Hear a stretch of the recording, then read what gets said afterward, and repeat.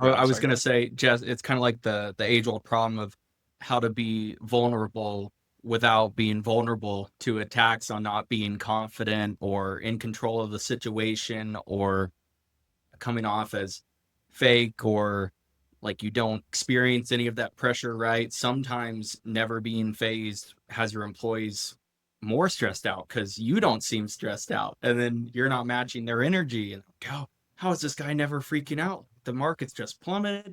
He's not freaking out. Da, da, da. Where you may be internally doing that, but you have to find that balance between feeling with them and understanding and explaining the pressure of it, but also you're the leader of that team and you're the one driving the ship. So how do you keep everyone and motivate everyone while also being empathetic of their feelings? Yeah, I mean, I guess into your second point there, when you find an individual who maybe, because we've talked about on this channel, are kind of group to talk to each other about the hard conversations such as this, right? When we get off of work, we talk to each other, we bounce ideas off of each other. That am I being authentic? That am I hiding too much of this? Hey, I had a tough situation today. This is how I handled it. How would you have handled it? When you find an individual who doesn't necessarily have that, do you encourage that? Is that a question you ask? I'm curious.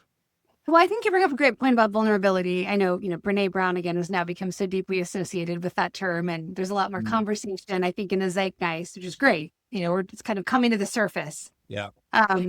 When maybe 10 years ago, vulnerability was still perhaps misunderstood.